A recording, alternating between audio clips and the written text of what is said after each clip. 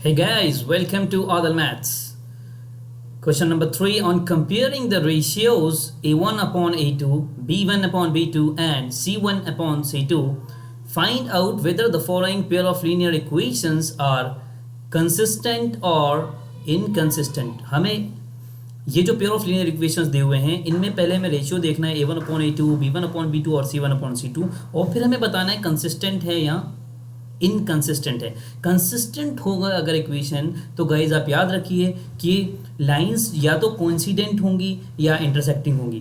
Parallel lines जो होती हैं वो कंसिस्टेंट नहीं होती हैं। कंसिस्टेंस मतलब वहाँ पे एक सॉल्यूशन हो या एक ज़्यादा सॉल्यूशन हो। तो कंसिस्टेंट का मतलब होता है कि या तो लाइन इंटरसेक्टिंग हो या कोइंसिडेंट हो, और इनकंसिस्टेंट का मतलब होता है कि लाइन पैरेलल हो। तो आइए देखते हैं कि रेशियो कंपेयर करके कि कौन सी से क्वेश्चन में कौन सी कंडीशन लग रही है। ठीक है, तो देखिए क्वेश्चन नंबर 1 में अगर मैं देखूं तो A1 अपॉन A2 मैं निकालूं A1 अपॉन A2, तो आप वहां पे ध्यान से देखिए ये है 3x, ये है 2y और ये 2x 3y। तो A1 यहाँ पे 3 होगा और A2 2 होगा। A1 और A2 होता है coefficient of x in both of the equation A1 and A2, तो ये आ जाएगा 3/2। उसके बाद B1 upon B2 is equals to आ जाएगा 2/-3, और उसके बाद आएगा C1 अपॉन C2 और ये आ जाएगा 5/7। तो क्या हो गया, यहाँ पे हमें दिख रहा है A1 upon A2 is not equals to B1 upon B2, और ये कंडीशन होती है A1 upon A2 is not equals to B1 upon B2। तो ये कंडीशन काहे की होती है, ये कंडीशन होती है हमारी इंटरसेक्टिंग की, और जब लाइंस इंटरसेक्ट होते हैं तो उसको हम बोलते हैं कंसिस्टेंट। तो यहाँ पे आप लिख देंगे कंसिस्टेंट। ठीक है, इंटरसेक्टिंग का मतलब होता है वहाँ पर एक ना एक सॉल्यूशन होगा। जब इंटरसेक्ट करती हैं लाइन तो वहाँ पे उस पॉइंट पे सॉल्यूशन होता है, दोनों लाइंस का कॉमन सॉल्यूशन होता है, और उसी को हम बोलते हैं कंसिस्टेंट। और इनकंसिस्टेंट का मतलब होता है सॉल्यूशन ना हो, और सॉल्यूशन नहीं होगा जब लाइंस पैरेलल होंगी। तो पैरेलल की कंडीशन अगर आएगी तो हम वहाँ पर इनकंसिस्टेंट लिख देंगे। ठीक है, तो अगर मैं पार्ट 2 में देखूं तो पार्ट 2 में मैं देखता हूं। अभी देखिए पार्ट 2 है ये, तो A1 अपॉन A2 क्या होगा पार्ट 2 में, A1 upon A2 is equals to होगा 2/4 मतलब कि 1/2।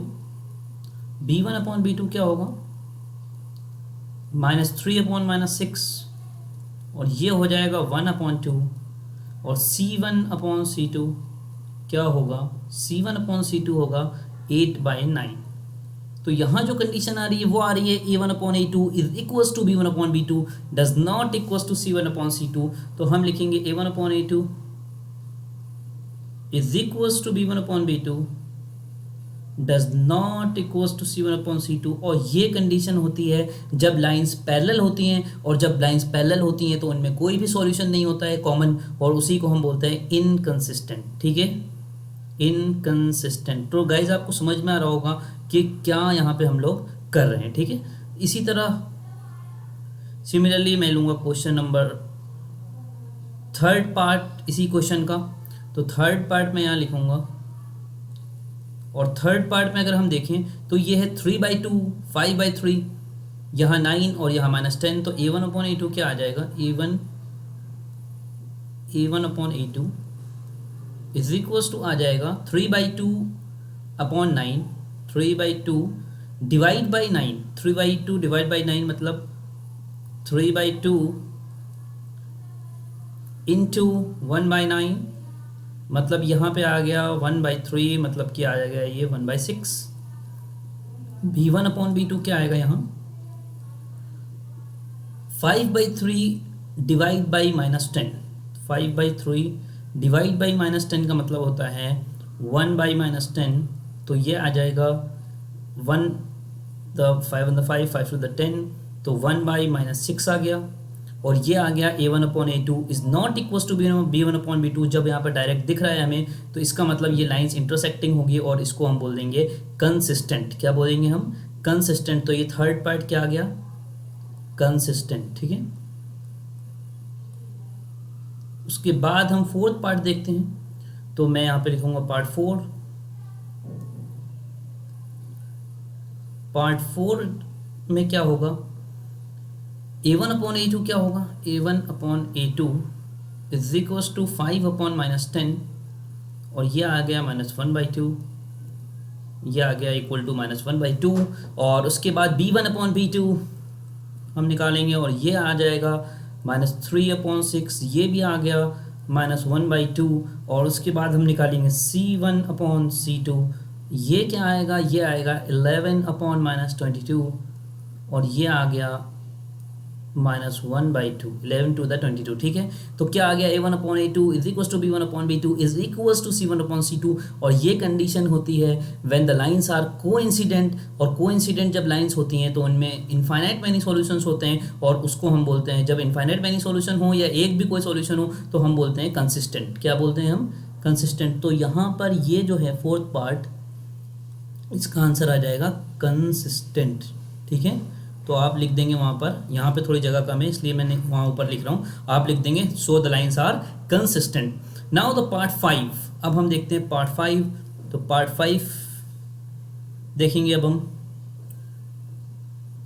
हाँ, पार्ट 5 में, पार्ट 5 के लिए ये है पार्ट 5। तो पार्ट 5 के लिए a1 अपॉन a2 क्या हो जाएगा, 4/3/2, 4/3 डिवाइड बाई 2। तो इसका क्या मतलब होता है, 4/3 इंटू 1/2, और ये आएगा 2 to the 4, तो ये आ जाएगा 2/3।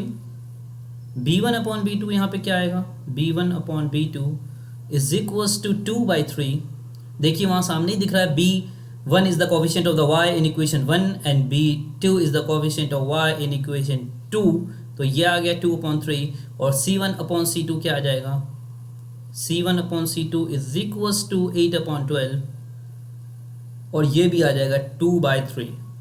तो यहाँ पर a1 upon a2, b1 upon b2, c1 upon c2 तीनों बराबर आ गए, और यही कंडीशन होती है को इंसिडेंट की। तो इसका मतलब ये तीनों, ये दोनों जो लाइन है यहाँ पर पार्ट 5 में, इनमें इनफाइनाइट मेनी सॉल्यूशन है, तो इसको हम बोलते हैं कंसिस्टेंट। क्या बोलते हैं हम, कंसिस्टेंट, ठीक है। तो इसके सामने मैंने लिख दिया कंसिस्टेंट, ठीक है।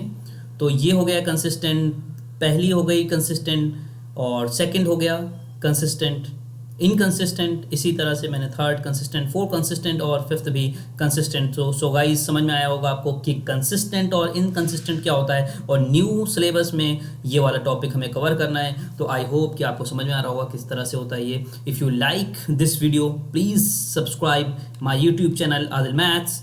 Thank you.